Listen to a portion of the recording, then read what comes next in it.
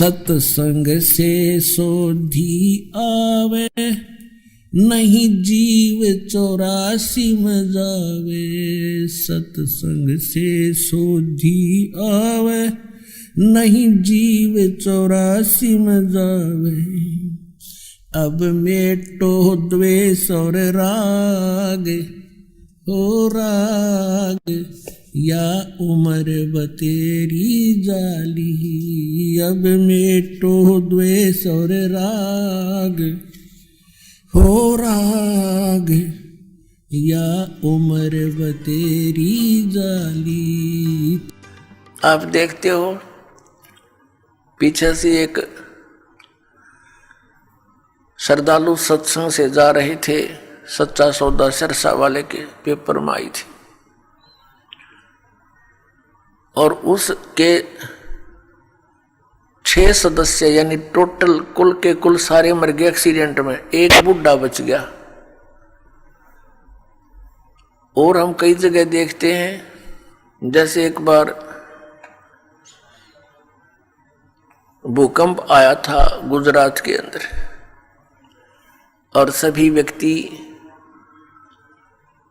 26 जनवरी यानी गणतंत्र दिवस भारत का मनाने के लिए तैयार थे। सन 2000 की बात है, 26 जनवरी की। ऐसा भयंकर भूकंप आया, 26 जनवरी की छुट्टी थी, कर्मचारी अधिकारी सब अपने घरों पर टेलीविज़न के सामने बैठे थे कि आज अपने गणतंत्र दिवस की झांकी देखेंगे। ऐसा भयंकर भूकंप आया, जिन मकानों को, कोठियों को, संपत्ति को बनाने में सारा जीवन न्यौछावर कर दिया, उन्हीं कोठियों के नीचे दब के पूरे परिवार नष्ट हो गए। पुण्यात्माओं, इस काल ने आप और हमारे ऊपर इतना प्रेशर डाल रखा है, तीनों गुणों का, 3 इंजेक्शन लगा रखे हमारे, ये लगे ही रहते हैं, इनका प्रभाव हमारे ऊपर बना ही रहता है कंटिन्यूसली। तो उसके कारण हम इतने प्रभावित हैं कि हम अपने उद्देश्य को ही भूल चुके हैं। अब विचार करो, जो व्यक्ति उस भूकंप में मर गए या दुर्घटना में मर गए, वो कौन सी क्रियाएं किया करते थे, उनके क्या उद्देश्य थे, उनकी कितनी इच्छाएं थी, और हमारी क्या है, हम क्या सोचते हैं, हम कर क्या रहे हैं। एक भक्त बता रहा था कि मेरी मम्मी बात न्योत कर आई थी, 5 लड़कियां थी, जिनमें से 3 का विवाह इकट्ठा ही था। 3 बेटियों का विवाह हो तो उस समय इस मनुष्य के माइंड की नीडल या सुई 100 से नीचे नहीं रहती। कभी उधर सोचा ये करूंगा, वो करूंगा, चिंता ये बनाई रखी है, हमारे साथ इसने लगाई रखा है। बस की बात नहीं, हमारी परंपराएं ऐसी बन गई जो हमें केवल दुख ही देती हैं, सुख नहीं देती। विवाह के अंदर भात न्योत का आना, फिर एक विवाह फिर उन भाइयों का शुरू हो जाता है, एक बहन का शुरू हो रहा है। तो इस तरह हम अपनी परंपराओं को, रीतियों को गलत बनाकर भी 90% दुखी हैं। अब वो रोहतक बस स्टैंड पर खड़ी थी, एक बस से उतरी थी, दूसरी का इंतजार कर रही थी, और खड़ी खड़ी सोच भी रही थी, क्योंकि जिसके 3 बेटियों का ब्याह हो, जो अनुपदेशी है, हमारे भगत तो अब इस बीमारी और बुराई से कति दूर हो जाएंगे, ज्ञान से होंगे, कोई प्रतिबंध से नहीं होती ये बातें। बच्चों का विवाह भगवान ने कर रखा होता है, या हमारी भूल है बाद में जो ड्रामा बाजी, नाचा कूदी, डीजे बजाना, फंड करना, ये कोरी बकवाद है। ये इस विवाह के समय में, इतने पुण्य संयोग के समय में ऐसे बकवाद नहीं करनी चाहिए। कोई घूटी ला रहा है, कोई नाचे कूदे, ये कोई बात हुई? ब्याह किस्से का नाचे कोई, ये कोई सांग होया? कोई अकल हुई? लाडू कोई खावे और कूदे कोई, बता कोई बात है यार? तो इस तरह की हम अज्ञान से अपने ऊपर एक न्यारा वजन और रखे बैठे हैं, ये भी हटाना हमने बिल्कुल हटाना पड़ेगा। भक्ति तभी चलेगी, भगत तभी बनेंगे। अब वो पता नहीं क्या क्या विचार कर रही थी, वहां ऐसे करूंगी, ऐसा करूंगी, वो ऐसा लाना है, वो फलाना ऐसा करना है, लड़की के कपड़े बनवाने हैं, यानी सौ चिंताएं होती है। वहां पिलर के साथ खड़ी खड़ी ऐसे ही चिंतन कर रही थी, कहीं और घूम रही थी, खड़ी थी वहीं पर। एक ड्राइवर ने बस बैक करके सेट करनी थी अपने स्थान पे, कंडक्टर लग गया खुले पैसे देन, किसी के बकाया थे वो बकाया पैसे। ड्राइवर ने सोची तू लाग फटाफट बस को, उसने बस बैक करी, वह ज्यादा टेढ़ी होकर पिलर की सीधी होगी, उसने दिखा नहीं दूसरी साइड में, वह पीछे जाकर, और उस बहन ने भी ध्यान नहीं, क्योंकि वो तो सोच विचार में बड़ी थी, उसकी छाती पर आकर लगी बस पाछे तर पीछे पिलर के सारा खड़िए थी, वहीं पर आध घंटे में तड़प कर मर गई। अब वो ब्याह भी रह गया, और जो इधर उधर की जो एक सेकंड का चैन नहीं था, अब वो कहाँ गई? तो पुण्यात्माओं, हम कति बालक हैं, हमें डर नहीं रहा, हमें याद नहीं रहा वो जाने का समय, और जब तक हमें यहां से जाने का समय याद नहीं रहेगा, हम भक्त नहीं बन सकते, हम बुराई से बच नहीं सकते। अब आज कोई नाच रहा है, कूद रहा है, एक समाचार पत्र के अंदर देखा, पढ़ा, उसमें क्या लिखा था कि विवाह था और पहले दिन वो डीजे मंगाकर नाच रहे थे, बहन भी, सब दूसरे भाई रिश्तेदार डांस करे डीजे के ऊपर, वो भी समाचार पत्र में। और अगले दिन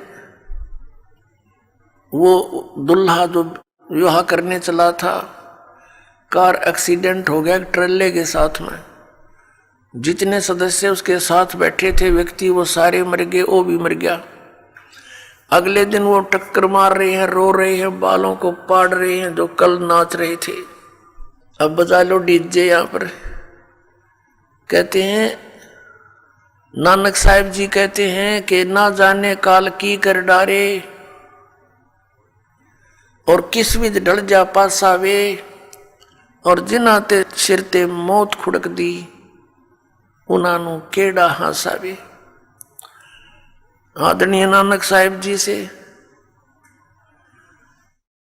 किसी ने पूछा कि हे महात्मा जी, आप कभी भी खुश नजर नहीं आते, ना कोई त्योहार और तीज मनाते। तब उन्होंने कहा था भाई ना जाने यहां क्या बिजली गिर जा एक पल में, और हमने तो अपनी मौत दिखाई देती है, इसलिए रुचि नहीं बनती इन नाचन और गावन में, यहाँ की नकली खुशी मनावन में कति दिल नहीं मानता। ना जाने काल की कर डारे, किस विध ढल जा पासावे, और जिन्हां सिर ते मौत खुड़क दी, उन्हां केड़ा हासावे।